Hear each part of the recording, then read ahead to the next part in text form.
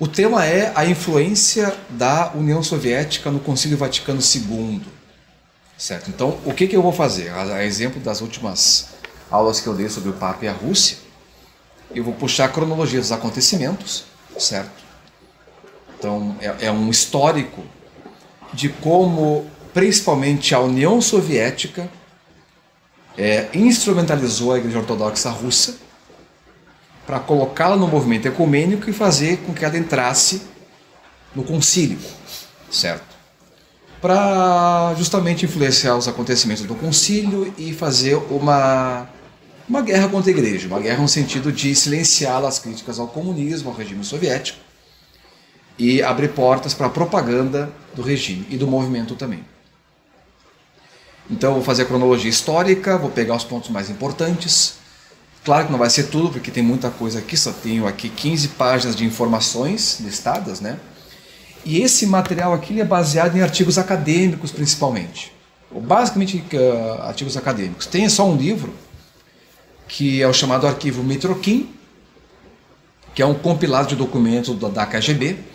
A KGB tem mais ou menos 8 bilhões de documentos. É um documento para cada pessoa na Terra, certo? E claro que aquilo lá está incompleto, não dá para pegar tudo. E eu colhi algumas informações ali sobre a infiltração comunista nas igrejas ortodoxas e também na católica. Mas são coisas mais pontuais e mais, digamos, técnicas, por assim dizer. Só para citar aqui alguns autores de referência que são importantes, que eu para quem quiser depois buscar os assuntos. O que eu mais usei aqui é o Vladimir Moss, que é um britânico. Ele é cristão ortodoxo, não sei se da igreja russa no exterior, que não é do Patriarcado de Moscou, ou de algum outro ramo. Ele é psicólogo, também é professor universitário, e escreve vários livros e artigos sobre a história da igreja russa, tanto a do Patriarcado quanto a do estrangeiro. Né? Tem uma pessoa chamada Rado Bordiano, que é de uma universidade americana da Pensilvânia. Adriano Roccucci, italiano. Aqui tudo fonte em inglês. Né? Constantin Simon, do Instituto Keston de Oxford, está na Inglaterra. O Keston Institute, o Instituto Keston, é o principal centro de estudos sobre religião no mundo comunista e nos países pós-comunistas, no caso a Rússia, Ucrânia e leste europeu. Anastasia Wooden, de uma universidade de Oregon, nos Estados Unidos, chamada George Fox University, uma privada, é pouco conhecida, e o Michel Bordeaux, ou Michael Bordeaux, que foi o fundador e chefe do Keston Institute, que faleceu há pouco tempo. Inclusive, o Bordeaux ele era considerado um dos inimigos do regime comunista, de acordo com a KGB. É curioso isso. Eles publicavam uma revista chamada... A tradução seria Religião em Terras Comunistas. Tem vários artigos dele disponíveis na internet, até o ano de 2006, mais ou menos. Bom, vou entrar aqui no histórico dos acontecimentos, falar de que forma o regime do Partido Comunista da União Soviética centralizou o seu controle sobre a Igreja Russa, através do Patriarcado de Moscou, para dirigi-la depois para o movimento ecumênico e para o Concílio Vaticano II. Alguns pontos importantes aqui. Eu vou tentar ser o mais sucinto possível, porque é muita informação. Se a gente começa a virar o assunto, nossa, tem muita coisa. Entre 1959 até 62 é que tem uma ebulição das relações entre o Patriarcado de Moscou e a Santa Sé, e também a Santa Sé com o Patriarcado de Constantinopla. Então tem esse triângulo de relações que vai definir quem vai para o concílio, certo? Mas desde o fim dos anos 40 é que começa um movimento de apertar o controle do Partido Comunista sobre o Patriarcado de Moscou. Acabou a Segunda Guerra Mundial, o Stalin reestabeleceu o Patriarcado em 43, quando ainda era o metropolita Sérgio. Ele é elevado a patriarca em 12 de setembro de 43. Ele morre em 44 e em 45 vai entrar o Alexei I, patriarca Alexei I, que era também um agente da KGB. Na época era chamada NKVD. Apenas muda o nome, né? O que acontece? Em 1948 é convocado o chamado Concílio Pan-Ortodoxo em Moscou. Pan-Ortodoxo entre aspas, aqui o Vladimir Moz ele é um crítico dessa submissão do patriarcado ao Kremlin, ao Partido Comunista. O que aconteceu? Existia na União Soviética uma estrutura que vinha do Partido Comunista, tinha o Politburo, que era o núcleo duro central do Partido Comunista, e abaixo dele um organismo chamado Conselho para as Relações da Igreja Ortodoxa Russa, que a partir daí tinha um controle direto sobre o patriarca e o sínodo da Igreja Ortodoxa Russa. Esse conselho era presidido por um homem chamado Georgy Grigorievich Karpov, que era um major-general da KGB, da NKVD, perdão. Ficou nesse organismo até 1960.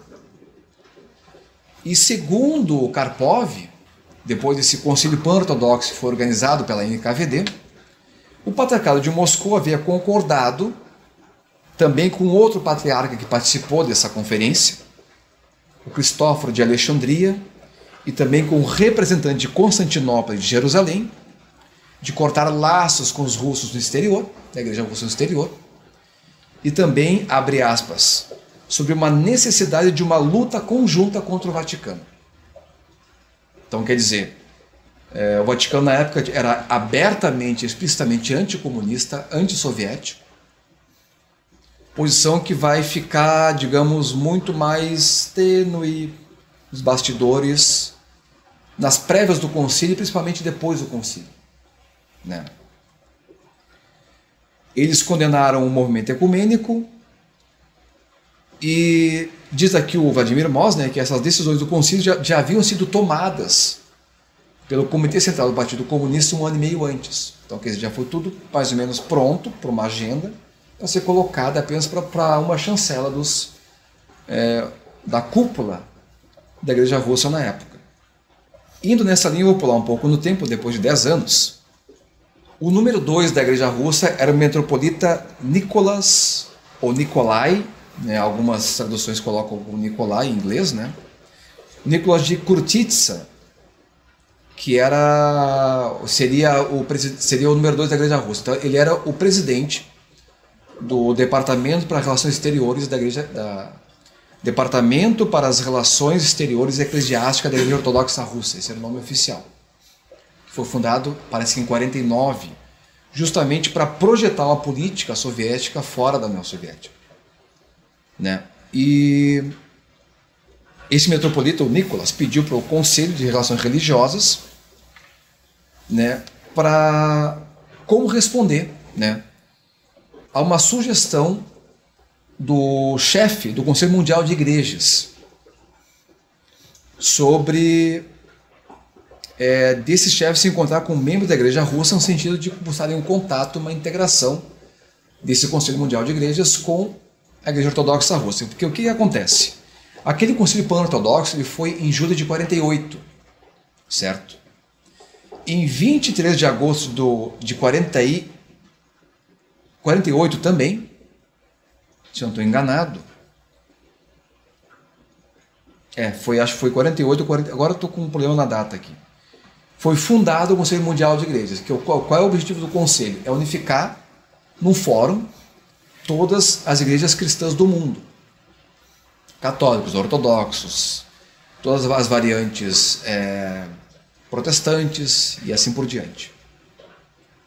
Certo? Então, como os russos estavam fora e era a maior igreja ortodoxa do mundo, eles queriam fazer um contato e algum tipo de relação e introduzir os ortodoxos na igreja, no chamado CMI, Conselho Mundial de Igrejas. E, bom, ele teve um sinal verde do Karpov, que era o chefe do Conselho de Relações Religiosas do Partido Comunista. E, segundo o metropolita Nicolas, esse contato e a recomendação do Karpov foi em janeiro de 58. Em maio, dia 13 de maio, o Nicolas declara abertamente que os chamados ecumenistas mudaram de ideia sobre a ortodoxia. Quer dizer, aqueles que não eram cristãos ortodoxos tinham uma visão positiva do mundo cristão ortodoxo e eram mais receptivos a eles. Quer dizer que haveria, no caso, uma abertura para um diálogo ecumênico entre os ortodoxos da Rússia e os demais cristãos do mundo pelo Conselho Mundial de Igrejas.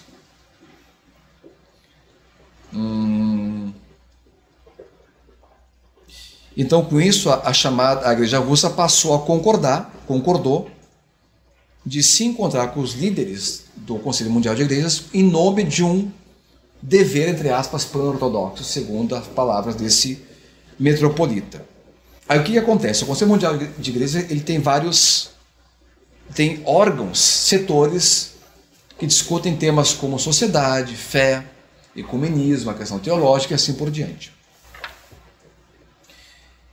Em 59 aconteceu na Grécia o encontro do Comitê Fé e Ordem.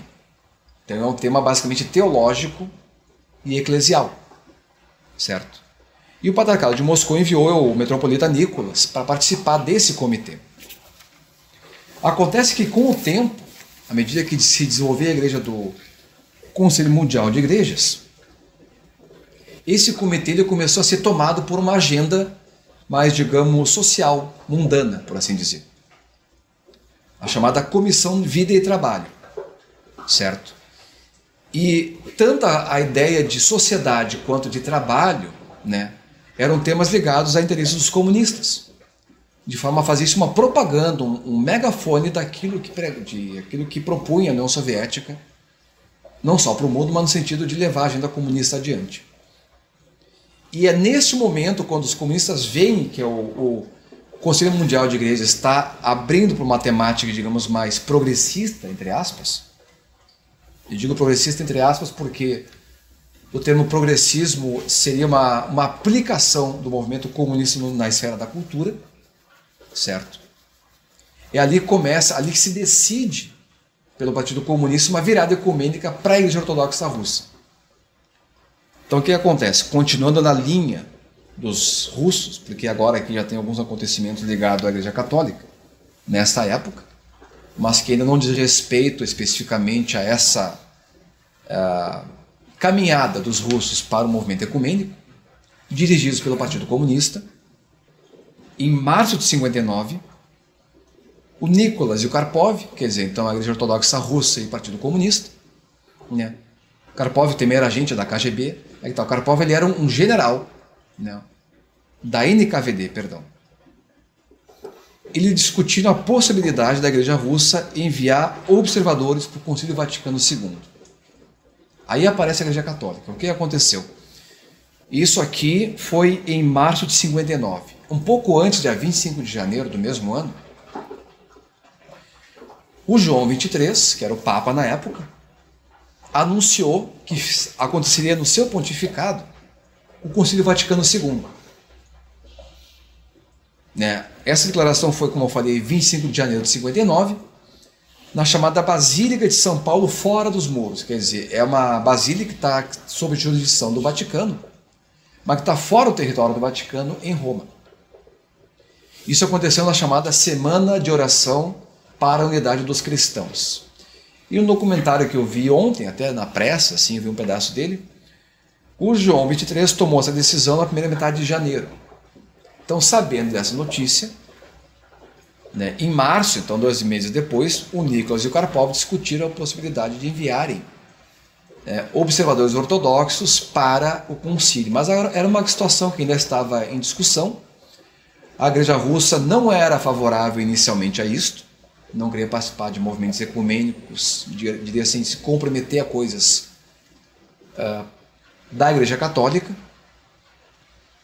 mas já havia inicialmente uma virada no sentido do governo soviético tentar entrar aí no concílio, ou observar com mais cuidado para ver o que poderiam fazer aí para levar o movimento comunista adiante na Igreja Católica. Certo? 2 de abril de 59, o patriarca Alexei I, né, declarou ao Conselho do Partido Comunista, esse Conselho das Relações Religiosas, né, que pretendia aumentar os vínculos com o Conselho Mundial de Igrejas, mandar representantes para suas conferências, mas ainda não se tornar membro da organização. Então, quer dizer, há uma abertura parcial. Teremos observadores em conferências, né, como aquela conferência de Evanston, onde a Comissão Vida e Trabalho, que eu citei antes, tomou a agenda do Comitê Fé e Ordem, mas ainda não seremos membros. Né? E no mesmo mês, ainda em abril, o patriarca foi bastante claro sobre a recusa de participar do Concílio Vaticano II, mesmo com observadores. Isso foi uma declaração oficial num documento que é o Jornal do Patriarcado de Moscou. Então, tudo que era... Esse jornal é uma espécie de porta-voz do patriarcado, ou era. Não sei se existe ainda, mas na época era o principal documento de declarações da Igreja Russa. Mas aí tem uma mudança na política soviética. Sai esse major-general da NKVD, o senhor Georgy Karpov, e entra em fevereiro de 60 o Vladimir Kuroyedov, ou Kuroedov, varia entre Kuroyedov e Kuroedov, dependendo da escrita em inglês, né? Porque todo o material que eu consultei está em inglês. Tem muito sobre esse assunto em italiano, dá para entender um pouco, mas não é meu forte, né? Também em francês e certamente tem em russo também. Eu não posso constar essas coisas porque está fora do meu conhecimento. Esse material que eu citei antes no início do vídeo, na gravação aqui, é tudo material em inglês, certo? E segundo as fontes que eu pude ver na internet, aqueles sites que falam dos generais soviéticos, né, e da pasta a biografia do sujeito, o senhor Kuroyedov, ele era muito mais rígido, linha dura, do que o Karpov, e estava disposto a ser mais controlador com relação à Igreja Russa, e era um ideólogo também do partido, quer dizer, é alguém que daria menos abertura para os ortodoxos e imporia de forma mais rígida a linha do Partido Comunista, certo? Em 15 de junho de 60, então 4 meses depois da sua subida à chefia do Conselho de Relações Religiosas, ele se encontra com o patriarca Alexei e toma algumas decisões com ele, né? Ele afirma, por sua própria voz, né, que a Igreja Russa está fazendo muito pouco para unificar todas as igrejas ortodoxas no seu entorno, e também pouco para combater o Papa e o Vaticano na sua propaganda antirreligiosa, né? E também pouco também para promover fora do país a imagem da religião da União Soviética, porque o que acontecia? Tinha repressão no regime, mas lá fora era vendido como liberdade religiosa do regime comunista. Então, quer dizer, fora para o mundo a União Soviética era um paraíso de liberdade religiosa, de consciência, e fora era exatamente o oposto do que era pregado além das fronteiras. E também pedia que a Igreja Russa, ou impunha que a Igreja Russa fizesse uma propaganda em prol da paz, segundo a linha da política externa soviética. A gente tem que lembrar que aquele departamento de relações exteriores eclesiásticas da Igreja Russa foi criado na época do Stalin para promover a política soviética fora das fronteiras do país. E ele também recomendou que o metropolita Nicolas fizesse esse trabalho de promoção e combate anticomunista fora do regime, fora das fronteiras do regime. E também, ao mesmo tempo, segundo uma outra fonte, né, esse daqui muito Vladimir Moss, isso que eu citei sobre as conversas do Kuroyedov com o patriarca Alexei, vem do Vladimir Moss. Segundo o outro autor, nesse mesmo encontro, o Kuroyedov pediu que o patriarca recomendou, entre aspas, né, que ele fosse substituído por um outro líder mais confiável. Então, em 21 de junho de 60, isso foi 6 dias depois da conversa com o patriarca, né? O metropolita Nicolas se retirou, entre aspas, da sua função de chefe do Departamento de Relações Exteriores do Patriarcado, né? E depois, no ano seguinte, ele fora já da Rússia, em comunicação com líderes estrangeiros, contou para o arcebispo Basil, que é um arcebispo ortodoxo, agora não sei se da Igreja Russa no exterior, de algum outro ramo, pedindo que o bispo Basil de Bruxelas contasse para o mundo sobre a perseguição que estava recomeçando dentro das fronteiras da União Soviética. Porque nessa época o que acontecia?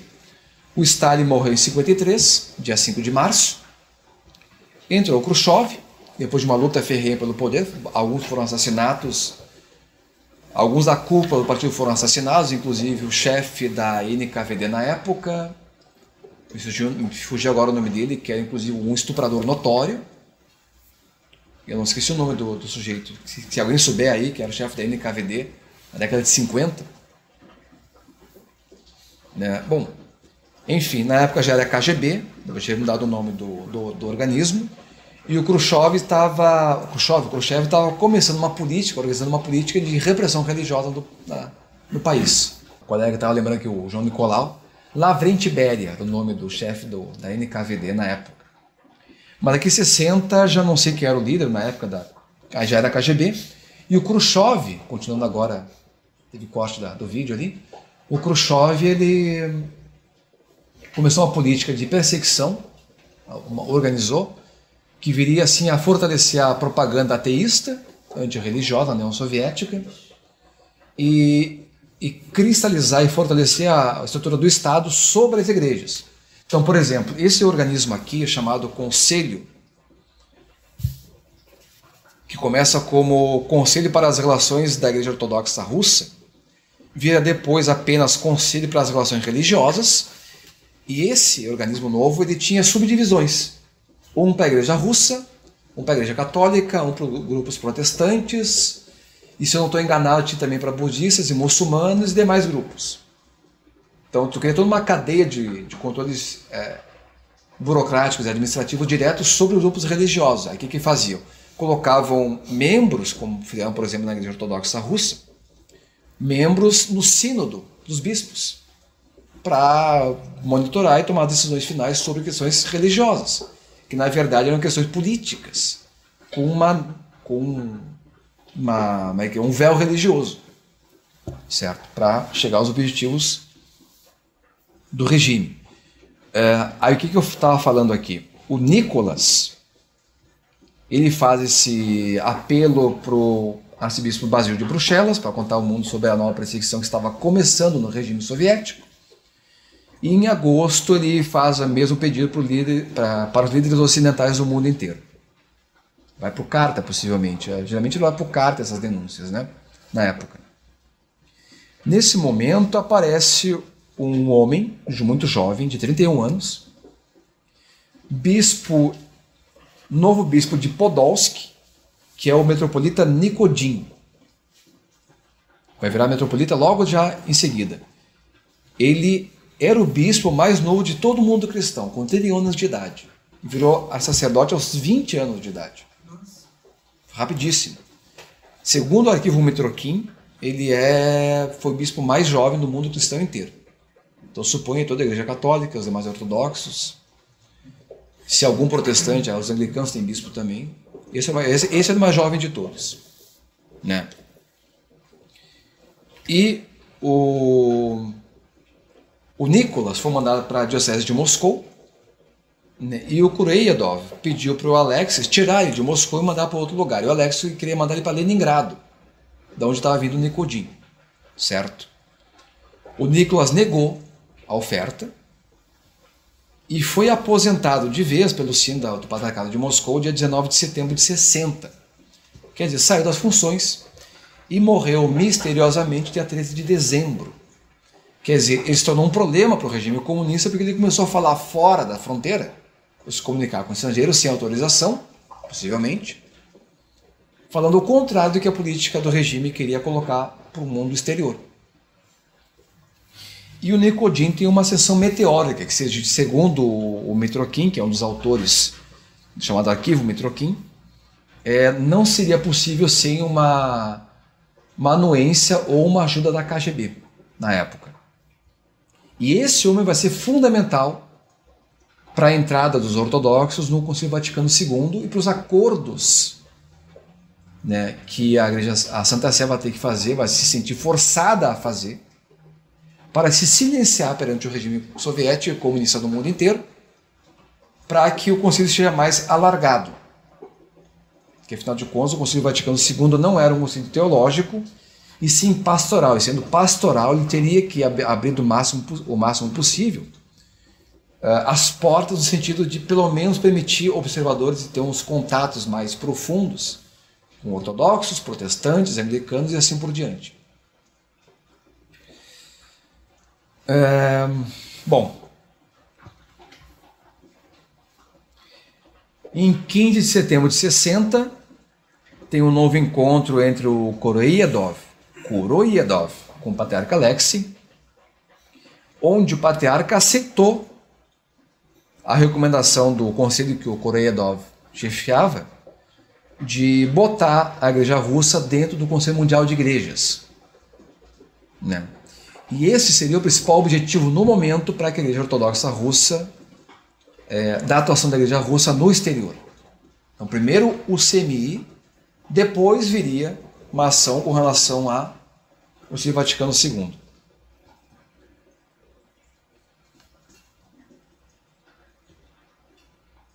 Nesse meio tempo, em novembro ou dezembro de 60, o patriarca Alexei de Moscou e o Atenágoras de Constantinopla, o patriarca ecumênico, se encontram em Constantinopla, Istambul, né? E eles discutiram, depois de ambos se encontrarem também com o metropolita Nicodinho, o novo número 2 da Igreja Russa, sobre o que fazer com o Concílio Vaticano II. Né? Imediatamente eles rejeitaram uma união com os católicos. Por quê? Porque lá no século XV, metade do século XV, houve o chamado Concílio de Florença Ferrara, em que reuniram os bispos do mundo católico, latino, e do mundo grego, que seria o cristão ortodoxo. E na época, todos os enviados ortodoxos que estavam seria a Itália, Florença Ferrara na época, acertaram uma união com Roma. Só que quando eles voltaram para casa, uns foram presos pelos príncipes eslavos, né? No caso, o metropolita, o bispo Marcos, esqueci o nome dele agora, meu xará, né? Por sinal. Voltou para Moscóvia, que ainda não era o Império Russo, não era Reino Russo ainda. Ele foi instado pelo Grão-Príncipe, que era, acho que o Basílio III, e pressionado a voltar atrás, e se tornou o principal opositor da União que ele mesmo tinha assinado. Ok? Então, muitos abandonaram o que tinham acordado lá com os latinos em Florença e Ferrara e voltaram atrás. Então, o medo para os ortodoxos é que eles se comprometessem com a Igreja Latina, Roma, no caso, e fizessem uma união sem, como é que eu vou dizer assim, segundo os artigos que eu li, assim, vendo o temor que eles tinham, era de que o Vaticano estaria preparando uma forma, a Santa Sé preparando uma forma de que eles se comprometessem com uma união eclesiástica sem discutirem o assunto previamente. Então, quer dizer, que os latinos queriam a unificação pelos termos de Roma. Então, de imediato, o Alexei e o Atenágoras disseram não, a gente não vai ter união com católicos, não tem isso. Bom, falei, logo depois morreu Nicolas e... eu falei aqui que o Nicolas tornou o chefe da igreja do departamento para as relações exteriores do Patriarcado de Moscou. Bom, aí começam os movimentos do Concílio Vaticano II, dos preparativos, que é chamar os ortodoxos para o encontro, pelo menos como observadores.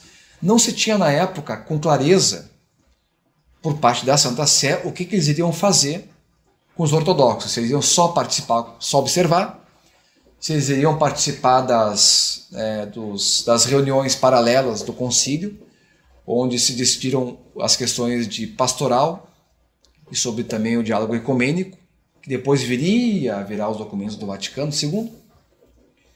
Se eles iam contribuir teologicamente ou se eles iam realmente votar no concílio, inclusive. Isso não era claro ainda. Porque se ele é o concílio ecumênico, então diz respeito à igreja no mundo inteiro. católicos e demais também. Bom, aí o que acontece? Um dos bispos encarregados para o contato era o bispo Willemrans. Ele era, o nome é Johannes ou Johannes Willemrans, não sei a pronúncia exata. Ah, tá aqui, ó. Ele vai discutir o assunto com o patriarca Atenágoras em Constantinopla. Isso em 61. No dia, voltando um pouco no tempo, né? Dia 5 de junho de 1960, a Santa Sé cria o chamado Secretariado Pontifício para a Promoção da Unidade Cristã. Isso vai perdurar, acho que até os anos 90, se não estou enganado, 80 e 90, quando o João Paulo II vai transformar esse secretariado no chamado Pontifício Conselho para a Promoção da Unidade dos Cristãos, que hoje é presidido pelo cardeal Kurt Koch, que é da Suíça. E esse secretariado pontifício, de 60, ficou como presidente o Augustin Bea, que é o grande promotor da sua unidade, inicialmente, e tem como secretário o bispo Johannes Willemrans, que eu não sei de onde é que é, se ele era francês, eu acho, ou suíço também, não sei. O inglês, não me foge o nome dele, o lugar. E ele que vai fazer muito dos contatos com os ortodoxos para acertar o tipo de participação que eles têm no concílio a partir de 62, que é o ano que ele vai começar. Em fevereiro de 61, ele visita Constantinopla e, na visita, o patriarca Atenágoras garantiu que ele tinha o interesse dele de enviar para lá observadores. O Atenágoras era o principal entusiasta desse tipo de relação. Mandar gente para lá para participar de alguma forma do Concílio Vaticano II.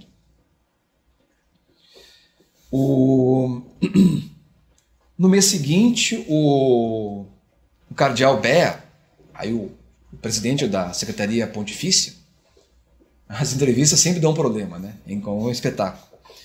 Ele deu uma entrevista para o jornal italiano chamado Giornale del Popolo, Jornal do Povo, seria a tradução.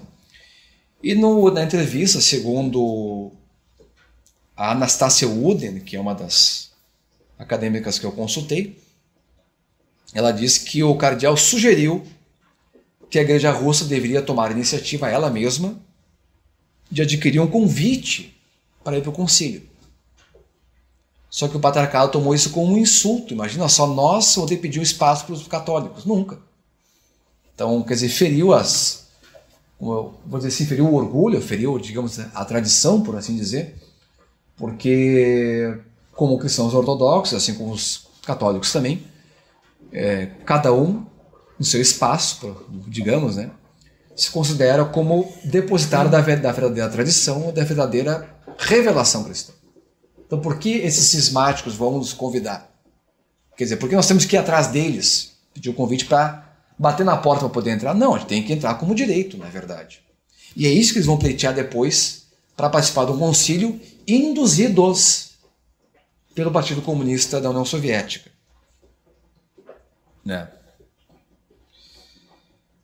Isso foi em março de 61 que deu esse curto-circuito entre a Santa Sé e o Patriarcado de Moscou pela declaração numa entrevista do cardeal Bea. Talvez só um jornal, né? Por que eu estou falando em entrevista? Porque hoje a gente vê muito, quem viu meus vídeos ali sobre o Papa e a Rússia, né, que o Francisco tem dado muitas entrevistas. E eu não tinha me dado conta desse tipo de coisa, porque também no canal aparece aqui do Centro São Miguel, aquela palestra não sei se vocês viram também, do Festival Pugina, que é justamente sobre o comunismo e a Igreja Católica. Ele falou assim que a gente não via o João Paulo II e o Bento XVI dar entrevistas assim todo mês. E o Francisco sempre falando para jornais e jornalistas, eu pensei, pô, é verdade, eu não tinha me dado conta disso. Porque ao dar entrevistas, a não ser que venha tudo na íntegra, né? Ou que tu dê entrevista e grave num vídeo e depois põe na internet, por ser justamente o jornalismo, por definição, ele é mais compacto. Então ele tem que selecionar palavras e momentos mais importantes. Não dá para botar tudo no papel. Então isso acaba dando problema de comunicação. Foi o que aconteceu aqui, possivelmente. Né? E acontece muito com o Francisco hoje, isso. Isso é muito comum. Aí eu pensei, pô, é verdade, o Papa fala demais, de certa forma, né? Porque tem muito a ver também com o perfil dele, muito aberto, vamos conversar, né? Aí pega lá o jornalista, o que tu quer saber? Aí vai lá e fala, responde.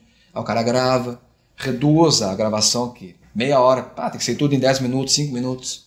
Aí dá alguns problemas às vezes, né? Foi o que parece que aconteceu aqui com o Cardial quando dá essa entrevista para um jornal italiano. Anos 60.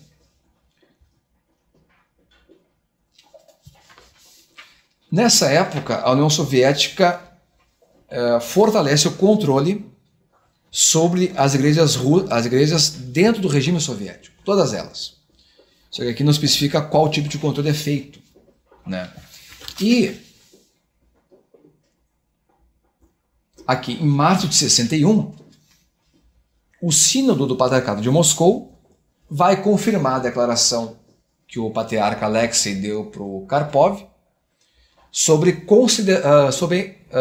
a entrada no Conselho Mundial de Igrejas. Então, o Sínodo começa a discutir esse assunto e pediu que o patriarca comunicasse essa decisão do Sínodo, do grupo de bispos, né, para o secretário-geral do Conselho Mundial de Igrejas. Então, quer dizer, o Karpov sugere a entrada no Conselho Mundial de Igrejas e eles atendem, agora comunicando ao próprio Conselho qual é a intenção deles. Bom, vou lá rapidinho aqui. Outra coisa importante que acontece no mundo ortodoxo. Como vem o Concílio Vaticano II, isso é muito importante, porque o Partido Comunista vai manipular a Igreja Russa para embaralhar os demais ortodoxos. Dia 24 de setembro até 1º de outubro de 61, as igrejas participantes do Conselho Mundial de Igrejas, os ortodoxos, se encontram em Rhodes, na Grécia, uma ilha da Grécia, né, na chamada Conferência Pan-Ortodoxa que o Patriarca de Constantinopla convocou para discutir o que fazer com o Concílio Vaticano II. Veja bem, não é um sínodo, nem um concílio, é uma conferência. Como nós aqui, vamos discutir um assunto, sei lá, o que fazer com o nosso bairro. Não é discutir o que nós pensamos sobre o assunto, mas o que fazer com a nossa administração. Certo? Isso vem em resposta ao convite do concílio, para o concílio. A ideia era buscar como encontrar uma unidade, uma perspectiva pan-ortodoxa sobre o assunto, né? E eles decidiram começar um diálogo teológico com a Igreja Católica. E também decidiram o seguinte, que o diálogo com os não cristãos, demais religiosos, bem como o envio para observadores no Concílio Vaticano II, deveria se dar em uníssono, quer dizer, em consenso entre todos os cristãos ortodoxos ali representados. E a Igreja Russa foi a principal proponente dessa ideia. A Igreja Ortodoxa Russa foi o principal defensor desse consenso nas decisões sobre o Concílio Vaticano II. Então, o Patriarca de Constantinopla era o principal defensor do envio de observadores, e os russos, os principais defensores, de um consenso entre todos os ortodoxos. Mas havia entre eles muita divergência, então não tinha um consenso ali, de início. Aí o que aconteceu? A Igreja Russa foi para essa conferência pan-ortodoxa para não ficar isolada sobre a questão de decidir ou não sobre o Concílio Vaticano II. E isto foi uma forma de quê? De entrar na conferência, tentar influenciar o processo, certo? Para dirigir a decisão e depois jogar, no caso, a Igreja Ortodoxa Russa contra Constantinopla. Porque se a gente pega historicamente, o que tem? Existe uma... Assim, a Igreja de Constantinopla ela é a mais importante historicamente das cristãs ortodoxas. Ela é herdeira da pentarquia do primeiro milênio. Nós tínhamos no primeiro milênio 5 patriarcados antes do cisma do Oriente. Roma, o principal, onde está o Papa, o Patriarcado de Constantinopla e, orbitando em volta de Constantinopla, Antioquia, Alexandria e Jerusalém. Quando tem o cisma do Oriente, Constantinopla é a principal representante desse grupo das igrejas gregas. Então, tu tem no Oriente os gregos e em Roma tem os latinos, onde ficou o Papa. Então, por uma delegação histórica e representativa, Constantinopla é mais importante que Moscou. Só que Moscou cresceu muito. E dos mais ou menos 300 milhões de ortodoxos do mundo hoje, metade está na igreja russa. Então, como dizia até um especialista lá de Portugal, esqueci o nome dele agora, tem vários livros sobre a igreja da União Soviética, sobre Fátima e a Rússia, inclusive, também interessante, sobre a política russa. Ele diz o seguinte, que o diálogo ecumênico passa necessariamente por Moscou. Porque se tu dialogar com Constantinopla, Bulgária, Igreja Búlgara, Sérvia, né, a Ortodoxa da América e assim por diante, Antioquina, Jerusalém, Alexandria, só com eles tu vai deixar metade do mundo ortodoxo fora sem os russos. Então não há como ter o diálogo ecumênico e na perspectiva do Vaticano II ficaria muito complicado que os russos não participassem, já que o objetivo é abrir as portas da igreja para um diálogo ecumênico, e no fim depois tu vai ter os documentos que vão falar exatamente sobre as novas diretrizes ecumênicas da Igreja Católica, e cujo objetivo final é a busca da unidade. Mas aí tem o problema de ter por trás da Igreja Russa o Partido Comunista, que é o terceiro elemento, ou quarto, se for pensar Santa Sé, Constantinopla e Moscou, patriarcado, que vai embaralhar toda essa relação. Aí vai tentar sabotar de todas as formas possíveis a unidade, não só cristã, mas do mundo ortodoxo, para chegar na Igreja Católica e espalhar no mundo a sua política de paz, entre aspas, para encobrir o verdadeiro objetivo, que é desacreditar os religiosos e passar para o mundo a mensagem, ou pelo menos os objetivos do movimento comunista capitaneado pela União Soviética. Certo? Vou voltar aqui um pouquinho, para não me perder.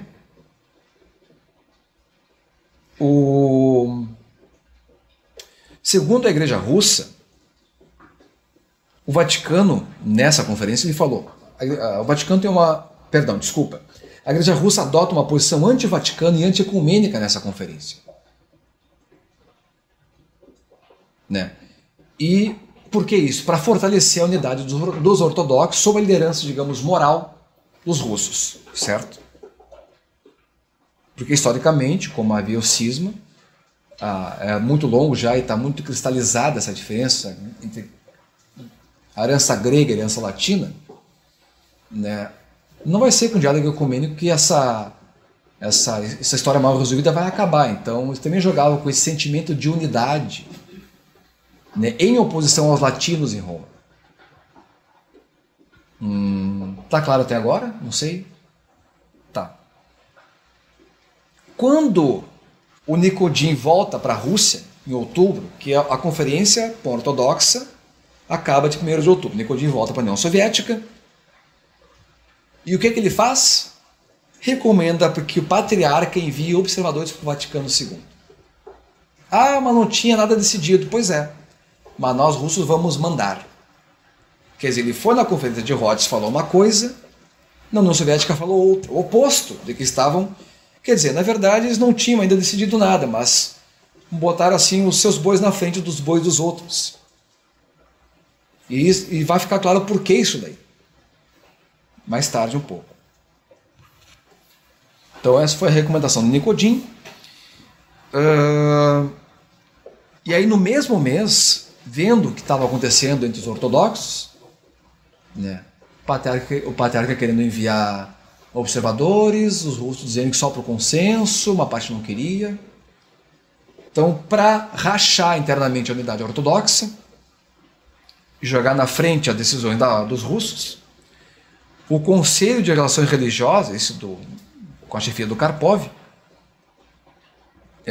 comunicou ao Comitê Central do Partido Comunista que a participação de observadores russos ajudaria Moscou, ou seja, o Kremlin, não a igreja, o Kremlin, o poder comunista, nos contatos com o Vaticano,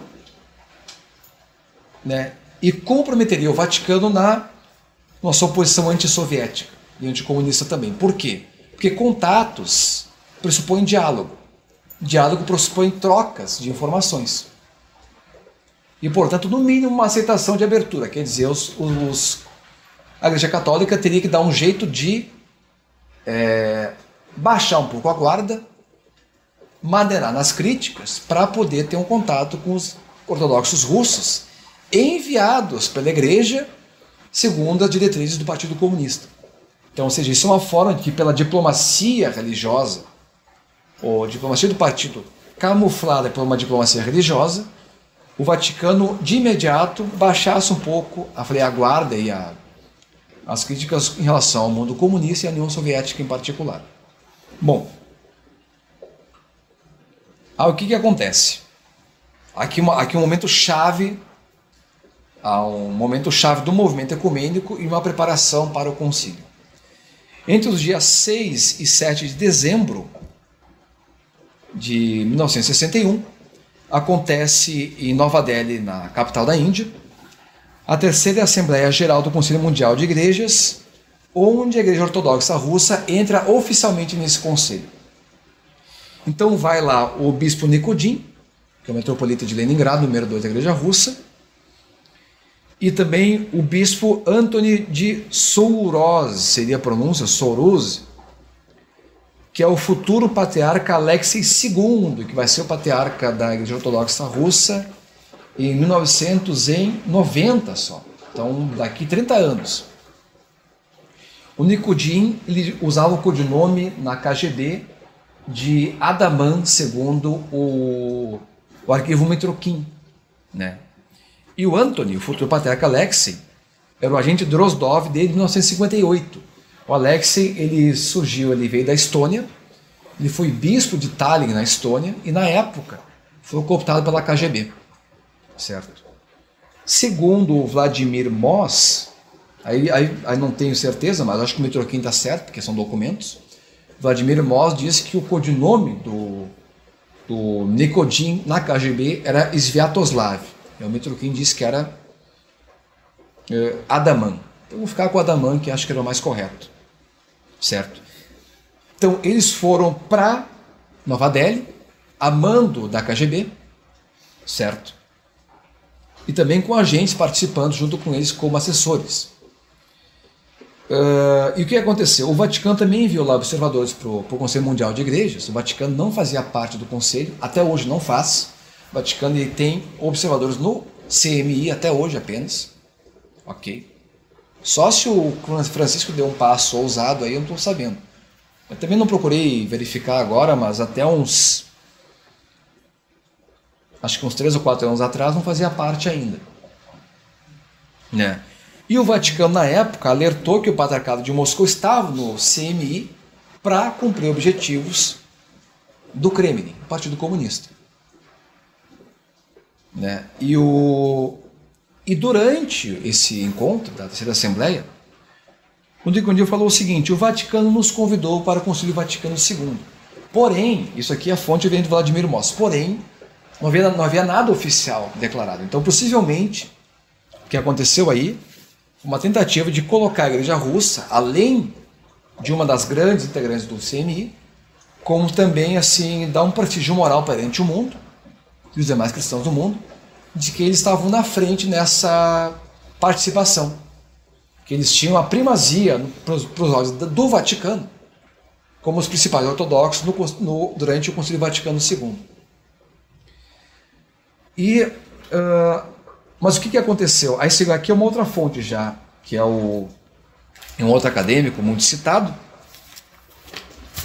que eu citei no início aqui, que é o Michael Bordiano. Radu Bordiano.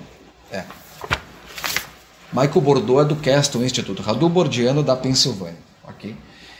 Ele diz o seguinte, que o Nikodin se encontrou com os demais membros ortodoxos da Romênia, Bulgária e Polônia para informá-los, né, que Moscou não ia enviar ninguém para o Concílio Vaticano II. Então, quer dizer, para o público ele diz o seguinte: nós vamos para o concílio a convite do Vaticano. Para os ortodoxos ele diz o seguinte, diz o inverso: não, a gente não vai enviar nenhum observador. Então, quer dizer, é uma mensagem um pouco dúbia. E o fato de eles não enviarem... Ah, perdão, eles foram convidados, mas não vão enviar. E o fato de não enviarem observadores é por causa da hostilidade do Vaticano à União Soviética, que ficou claro já nesse encontro em Nova Delhi, como eu citei há pouco. Até 62, também entrou aí a Igreja Ortodoxa Georgiana, 61 a 62, que estava dentro da União Soviética. Quer dizer, até esse ano de 62, né, a União Soviética tinha de longe o maior número de delegados no Conselho Mundial de Igrejas. Inclusive, eles colocaram secretários, tinha um secretário que era do Nikodin, também do Nicolas antes, do Nikodin depois, esse departamento de relações exteriores da Igreja Russa, que era membro da KGB, era um leigo, e que também trabalhava, outros secretários trabalhavam no Conselho Mundial de Igrejas. Quer dizer, a KGB tinha membros na Igreja Russa, tinha cooptado gente da cúpula da Igreja Russa para o serviço, e tinha membros também no CMI, fora da União Soviética, sabe? E até o Vladimir Moss fala que eles chamam isso de ecocomunismo, quer dizer, o movimento ecumênico ortodoxo a serviço do comunismo. Então as duas coisas se entrelaçavam de forma que lá fora não era perceptível, não claramente pelo menos, mas que nos bastidores era planejado no sentido de usar o ecumenismo para promover o comunismo no mundo. Primeiramente a agenda de paz, entre aspas, né? As questões sociais de pobreza, trabalho, desigualdade, que eram assim pertinentes no mundo moderno, que ainda são até hoje, na verdade. Mas que os comunistas vêm para, né, que é roubar a temática da igreja. Até o Francisco já disse isso algumas vezes. Os comunistas roubaram o tema. Né? A questão social é um tema católico, em grande parte, que aparece na doutrina social da igreja. Então, quando o pessoal lá dá porrada no Francisco, o pessoal, é comunista. Não, meu filho, ele está falando coisa da doutrina da igreja, não é coisa do comunismo. Né? Tem que separar as coisas. E a confusão vem muito por causa disso daqui também, do que eu estou comentando aqui. Não cheguei ainda no concílio, que vai começar em 62. Bom, nesse ano, segundo o documento da KGB, né, eles já tinham colocado agentes confiáveis em posições de liderança na igreja russa, como eu citei, e também nas dioceses católicas. E aí seriam tanto nas da União Soviética como algumas do exterior, mas aqui não tem nenhum detalhe quais seriam essas. Certo? Tá claro até agora? Não sei como é que anda. Sim, sim. Tá, é que fica um pouco maçante, muita informação, papá. Mas é que vendo os detalhes, aconteceu tanta coisa nesse meio tempo de 59 a 62 que é um troço impressionante, sabe? Com relação às estratégias de tentarem integrar esse triângulo, Santa Sé e Vaticano, são coisas diferentes. O Vaticano é Estado, tem a política diplomática do Vaticano. Santa Sé é a cabeça administrativa da Igreja Católica, o Papa, os cardeais, assim por diante, e só as secretarias. Tem Constantinopla, tem o Patriarcado de Moscou e tem o Kremlin, o Partido Comunista. Então, tem 4 elementos aí. É um triângulo com 4 elementos. Roma, Constantinopla e 2 em Moscou. Certo? Aqui aparece uma figura muito importante, que é o cardeal Johannes Wilhelm, de novo. Em 62, em fevereiro, ele vai para Constantinopla. Aqui começa a confusão. Ele vai para Constantinopla convidar, né, o Patriarcado Ecumênico para enviar observadores para o concílio. Né, porque, como eu falei, na Conferência Pan-Ortodoxa havia discordância sobre enviar ou não. O patriarca queria enviar de Constantinopla e os russos diziam que só tinha que enviar por consenso. Ok? E ele também visitou as igrejas de Antioquia, Alexandria, Jerusalém, Grécia e Chipre. Todas elas, se for ver no mapa, está naquele arco do leste do mar Mediterrâneo. Da Grécia, passando por Israel, né, a Terra Santa ali, Jordânia, chegando no Egito. E em junho ele voltou de novo para Constantinopla. Por outro lado, um outro agente de contatos era o cardeal Eugène Tisserand, francês. Ele era deão do Colégio dos Cardeais, então é mais antigo, ele era ex-prefeito da Congregação para as Igrejas Orientais. Então alguém conhecia o meio também do mundo ortodoxo, e uns que participavam do diálogo junto com o Willenbrand e o Béat. Em agosto de 62 ele se encontrou com Nicodime numa cidadezinha da França chamada Metz. E ali tem o famoso Pacto de Metz, né? Que os historiadores aqui, dos que eu consultei, afirmam a existência dele, mas relevam o impacto dela, porque tem o ramo do concílio, que seria assim anticonciliar, por assim dizer, né? Então eu estou usando esse termo, em torno do cardeal Lefebvre, que diz que tudo que se fazia no concílio estava errado. Não, estão sabotando a tradição, estão abrindo as portas para cismáticos, hereges, não sei os termos que eles usavam na época, eu não revirei o material do Lefebvre, nem dos seus adeptos, mas eles eram totalmente contrários à agenda do Vaticano II, né? E eles enfatizam muito essa questão, porque é o seguinte, isso aqui é a consumação de vários diálogos que vêm desde o final de 59. Quando vem a anunciação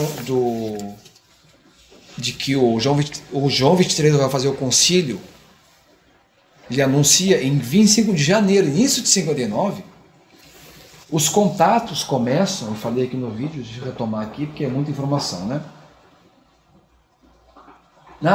A Igreja Russa já começa a discutir a questão em março com o Partido Comunista, ou o Partido Comunista discute com a Igreja Russa, não é verdade? E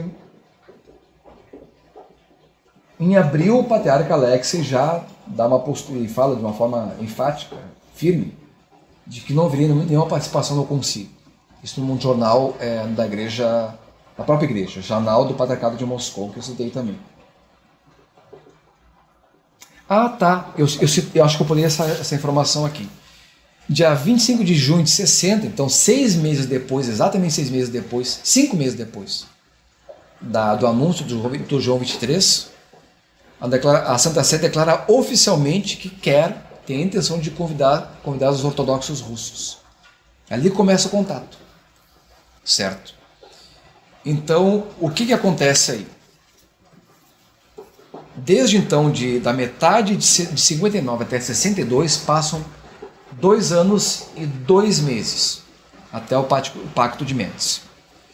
E ele, assim, esse pacto, qual era a condição? E o Nicodime foi o agente disso daí, inclusive o Nicodime vai aparecer várias vezes ao longo desse contato, dizendo a mesma coisa. Nós só participaremos do Concílio Vaticano II se o Vaticano parar e não criticar no concílio o comunismo e a União Soviética. Ele era explícito nesses pontos. Ele falava isso abertamente com os cardeais e os bispos, e durante o concílio isso foi várias vezes também relembrado pelo Paulo VI os grupos de trabalho do concílio e pelos alguns dos cardeais que fizeram contato também. Então uma tentativa assim permanente, quase assim, como é que eu vou dizer, não é ostensiva, mas resiliente de não falar do assunto. Aí vem aquela questão, por que fizeram isso? Isso eu vou tentar comentar no final.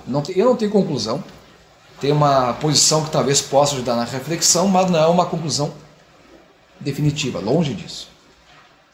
Certo. Bom, então o Pacto de Metz é de agosto de 62 na França. Metz é uma cidade minúscula, tem o quê? Acho que 15, 20 mil habitantes, uma cidade histórica da França. No mesmo mês do Pacto de Metz, agosto, no dia 11, né, o Nicodime informa para o Willenbrand, né, que Moscou ainda não havia decidido sobre enviar observadores para o Vaticano II. E só decidiria mesmo se, né, a Santa Sé enviasse o convite não para Constantinopla convidar os demais, mas para Moscou diretamente. Então quer dizer, Constantinopla fica em segundo plano. Nós precisamos ir Nós só iremos se nós tivermos o privilégio do convite direto de vocês. Certo? E quem estava nessa conversa com Willebrand era um homem chamado Borovoi, o bispo Borovoi. O nome dele está aqui. Vitaly Borovoi, que é um religioso nascido na Bielorrússia, seria hoje a Bielorrússia. Ele era o vice no Departamento de Relações Exteriores e Eclesiástica da Igreja. Então ele seria o número 13, por assim dizer, da Igreja Russa. E ele vai ser um dos bispos enviados para o Concílio Vaticano II. Depois vai aparecer o nome dele aqui. Bom, e nessa conversa com o Nikodym, o Willebrand comenta, né, que aí o que acontece? A Santa Sé estava preocupada com a participação de católicos que estavam do lado de lá da cortina de ferro. Então, no bloco soviético, na Europa Oriental e também a própria União Soviética. E ele comentou que os católicos do bloco soviético não tinham recebido a permissão de ir para o concílio ainda. Então ele pediu para que o Nikodym intercedesse nesse sentido. Olha, converse lá com o pessoal do partidão, né, para que liberem esse pessoal para ir para o Concílio Vaticano II. O Nikodym falou que não podia dar garantias sobre isso daí, mas disse que tentaria mediar o encontro entre o cardeal Willebrand, ele mesmo, e um oficial da comissão para as relações religiosas da União Soviética, essa que comandava, através do Partido Comunista, os grupos religiosos do país. E o que o Nikodym respondeu para ele mais tarde? Que seria muito bom, né, que seria bom, né, para as duas igrejas, tanto a ortodoxa quanto a católica, que o próprio Willebrand fosse para Moscou. Então, quer dizer, seria a primeira viagem na história de uma autoridade católica para a União Soviética, que já houve no passado, na época do czar, do reino, do Império Russo. Na União Soviética não tinha acontecido ainda. Nenhum enviado, nem nada. E que ele deu a entender, isso aqui é uma interpretação desse Bordiano que eu citei, como um dos acadêmicos, né? Isso daria a entender, seria uma condicionante da ida dos bispos católicos para o concílio. Quer dizer, se o Willebrand pisasse em Moscou para conversar, então beleza, os bispos católicos poderiam ir para o Vaticano II. Bom, e segundo o patriarcado, o que acontece? Segundo Nikodym, né? O patriarcado, nessa visita com Willebrand, queria discutir algumas coisas importantes, né, para o concílio. Que o concílio, eles queriam saber se o concílio iria realmente condenar o comunismo, certo? Se os bispos católicos, esses enviados, participariam também dos trabalhos do concílio, né? E qual seria o impacto, né, desses observadores do mundo comunista dentro do próprio mundo comunista e depois de irem para o concílio. Quer dizer, a preocupação, segundo o Nikodym, né, do patriarcado, era a condenação ao comunismo, né, o que os bispos católicos fariam lá, que afetaria ou não o comunismo, e aqueles que voltassem, o que iria acontecer com o nosso país, o regime de dentro. Quer dizer, o que eles queriam era uma censura do Vaticano, um silêncio do Vaticano sobre o tema, e garantias de que aqueles que retornassem, inclusive os ortodoxos, não voltassem, digamos, fora da linha. Certo?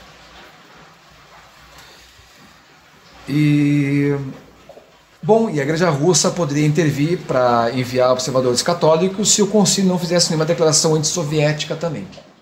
Então eles queriam, na prática, o silêncio da Santa Sé com relação ao regime comunista e também à própria União Soviética. Em agosto, setembro, então, do mesmo ano de 62, o Alexei disse que não haveria ainda nenhuma decisão sobre mandar observadores.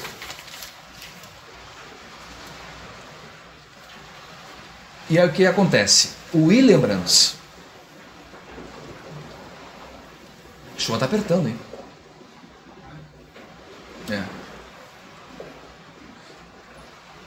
Continuando. Em setembro de 62, o Willibrand informa o Nikodym. Isso foi depois desse contato que eles tiveram no dia 11 de agosto.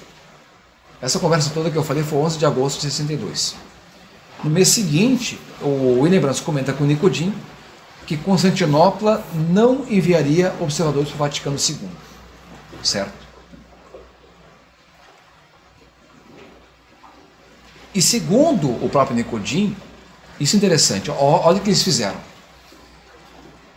Ele afirmou que cada igreja ortodoxa estava livre para enviar observadores por sua própria conta. E que Moscou também mandaria os seus representantes para Roma. Só que acontece que isso vai na direção contrária de Rhodes. A própria igreja russa, representada pelo Nikodym em Rhodes, na Grécia, naquela conferência pan-ortodoxa, diz que só poderiam enviar observadores em consenso.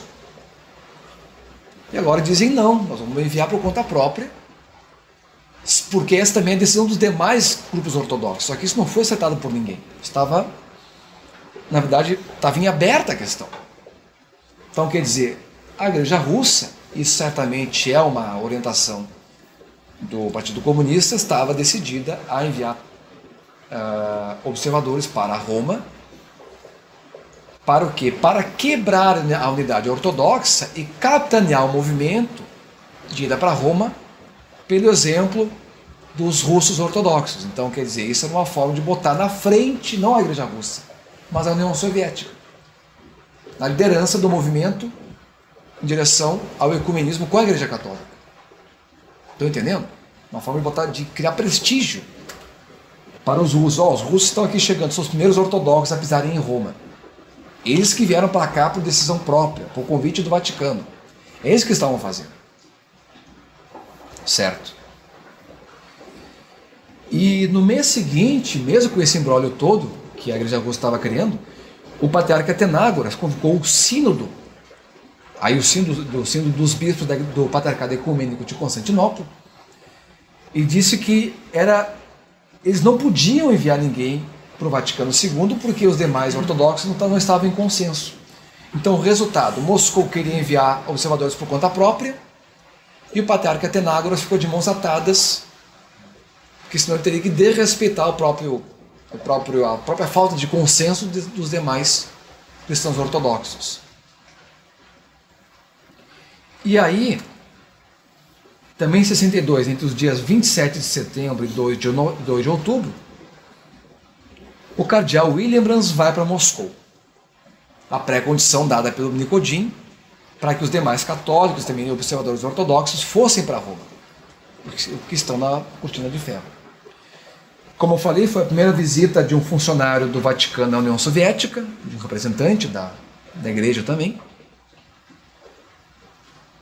E aqui nós já temos, 62 já temos não, ainda é o patriarca Alexei.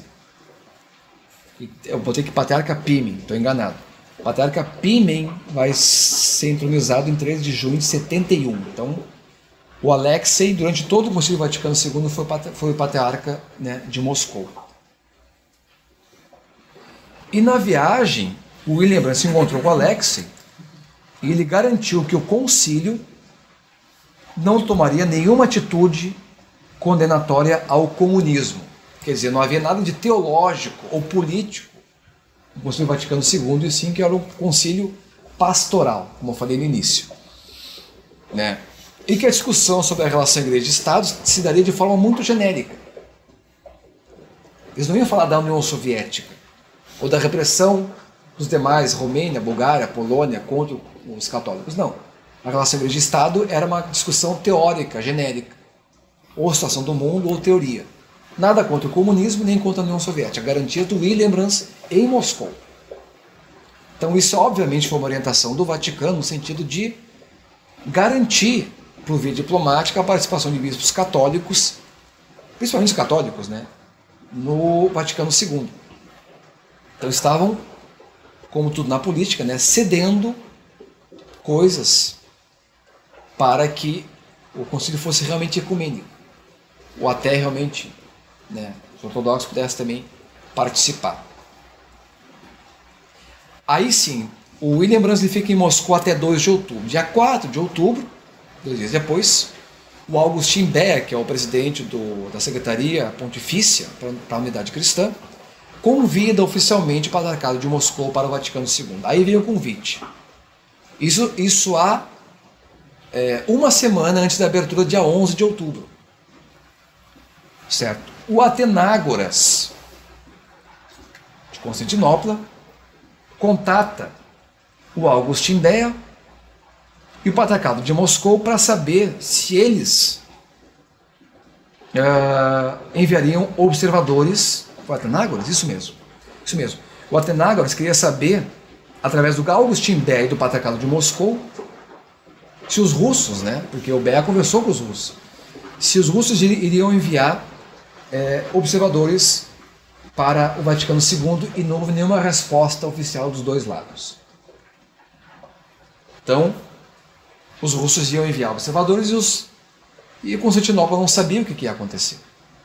Sendo que o Atenágoras estava de mãos atadas pela falta de consenso dos cristãos ortodoxos e, em princípio, não enviaria ninguém por causa disso.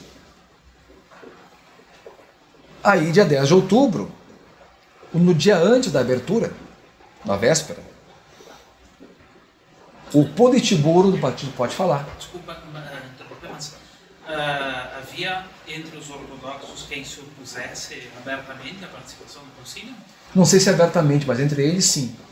Porque eles não tinham... sabe quem hoje? Tinha falado aqui antes, né? Eu não sei se tem o nome deles aqui. É que assim, ó, eu não entrei muito nas questões interortodoxas. Sim. Mas assim, houve a conferência, isso foi em 1900 que o João 23 anunciou que teria o concílio. Em 25 de janeiro de 59, sim, teria o concílio. Certo? E aí os ortodoxos, o que nós vamos fazer? Sim. Porque a intenção era convidar os ortodoxos também. Em junho foi anunciado isso. Eles fizeram uma conferência pan-ortodoxa. Aquela que tu disse que é em Rhodes. Em Rhodes, exatamente. E o Atenágoras queria enviar observadores. Sim. Só que os russos propuseram o seguinte: não, nós só vamos enviar observadores com consenso de todos. Sim, só se todos concordarem. Exatamente. Aí Nikodin voltou para Moscou e disse o seguinte: não vamos enviar observadores. Sim, eles não cumpriram para porque quebrar, eles próprios limitaram. Claro, para quebrar a unidade, jogar um contra os outros, né? E quando os russos chegarem lá, olha só, eles foram, nós não fomos. Sim. Então é uma forma de desmoralizar a unidade ortodoxa e puxar essa autoridade, vou dizer, a autoridade moral e de exemplo, para Moscou. Sim.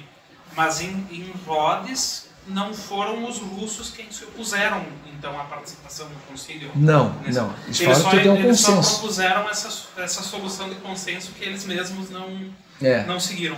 E se conseguisse o consenso, o que acontece? Foram os russos que deram o consenso, propuseram. Mérito deles, né? Claro. Então isso é bom então, com consenso ou sem, bom para o Partido Comunista. Sim. Entende? E por tabela para a Igreja Russa, porque a parte da questão política, e tem uma disputa histórica de representatividade do mundo ortodoxo entre Moscou e Constantinopla.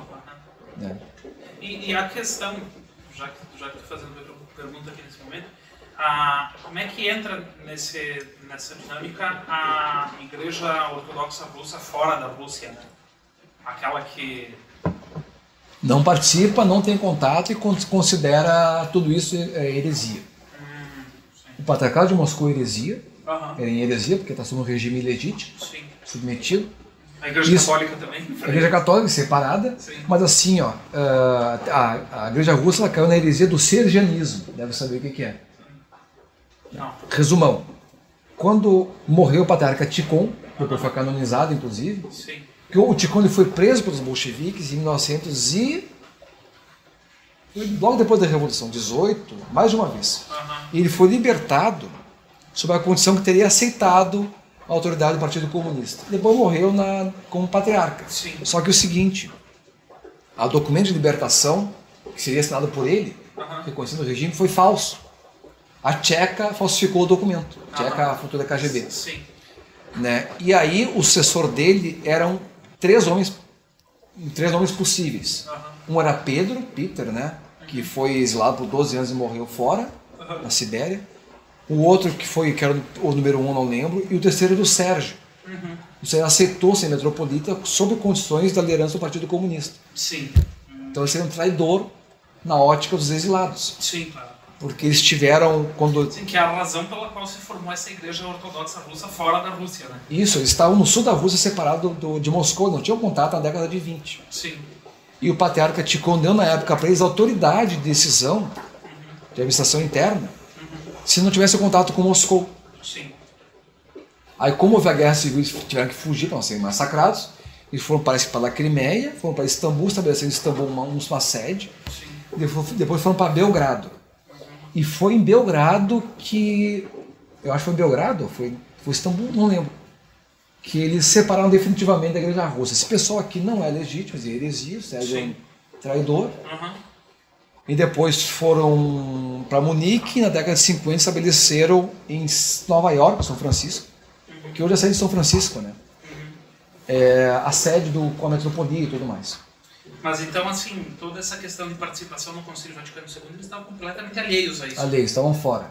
Não participaram. Não. Eles também estavam fora do Conselho Mundial de Igrejas, que em 61, como eu falei aqui, entrou a Igreja Russa, né? Sim. A mando da KGB. Sim. Depois o senhor vê o vídeo, anota, estuda direitinho. Professor humilde é tudo de bom, né? Vamos lá. Tá.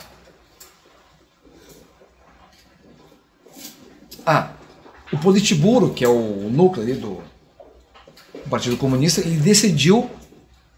Tá, o que aconteceu? A Igreja Russa queria enviar os observadores até para a mão da própria KGB e do Partido Comunista.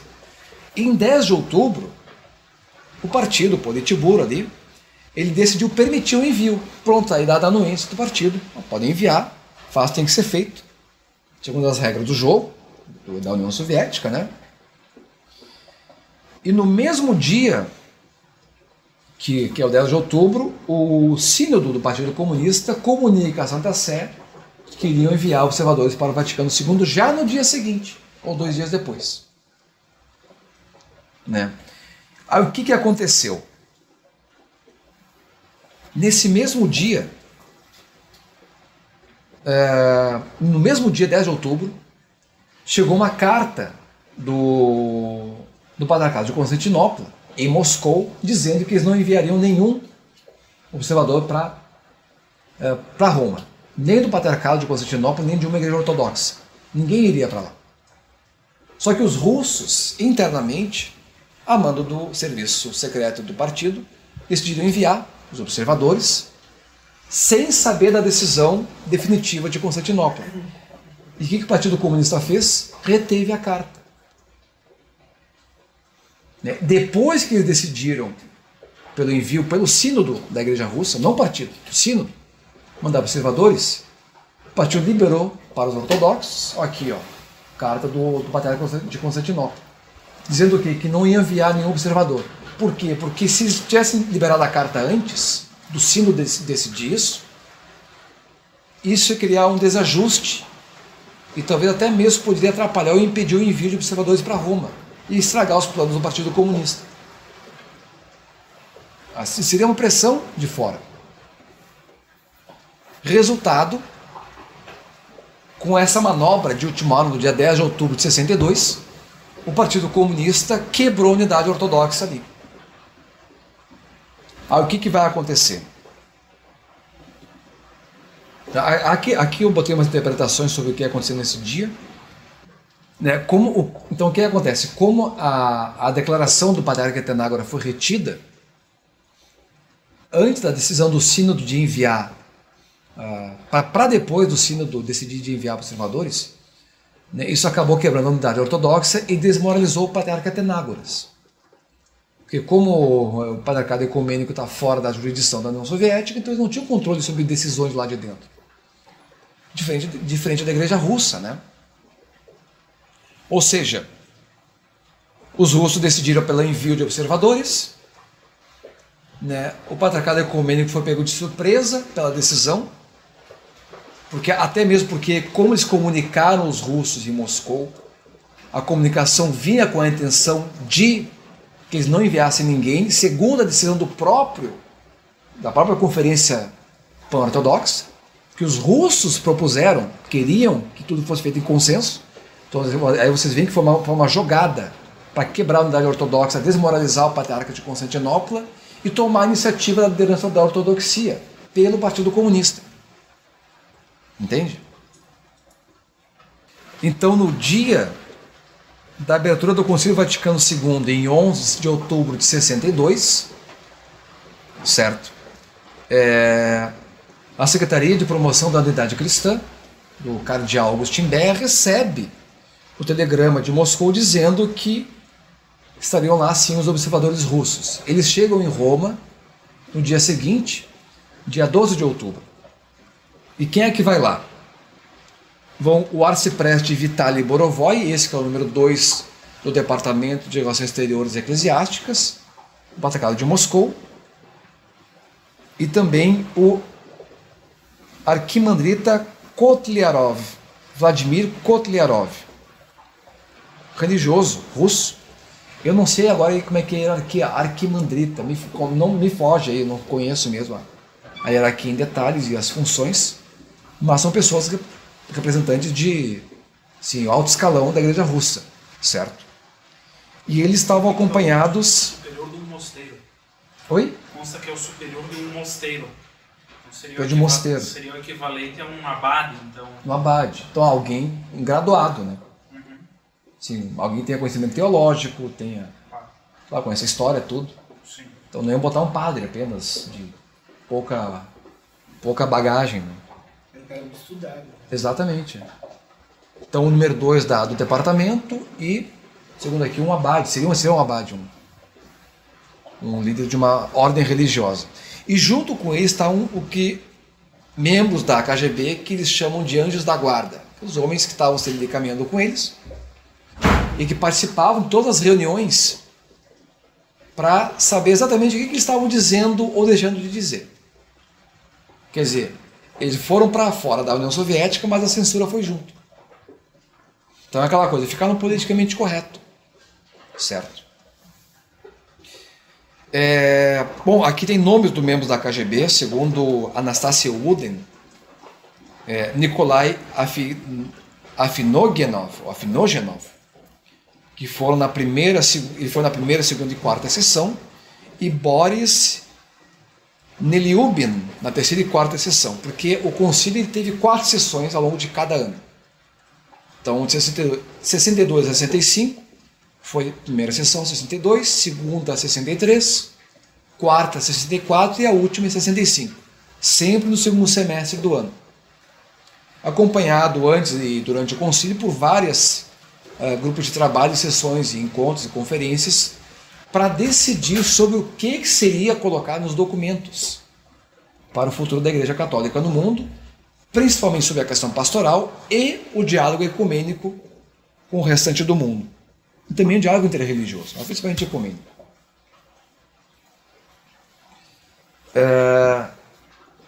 Bom, então é isso. Nós temos até agora aí o início do Concílio Vaticano II. Temos aí os 2 observadores, né, um bispo e um arcipreste, ortodoxos russos, membros da KGB, 2 participando como anjos da guarda, como eu citei, e a unidade ortodoxa quebrada, o Atenágoras desmoralizado, e não só a Igreja Russa, como a KGB dentro do concílio. Então, assim, no próximo encontro a gente vai falar do concílio, vai ser mais curto a apresentação, e ver assim, de que forma eles influenciaram, ainda nessa esteira também do Pacto de Metz, de que forma eles influenciaram e por que o concílio, não é que o concílio não discutiu o comunismo, não, esse assunto aqui é importante, mas não vamos falar. O tema não foi citado, não mencionaram o tema no concílio. Por que isso aconteceu? No final vai ter uma conclusão aqui para reflexão mesmo, porque esse assunto é sempre discutível, nunca acabado. Certo? Então, obrigado a todos e até a próxima.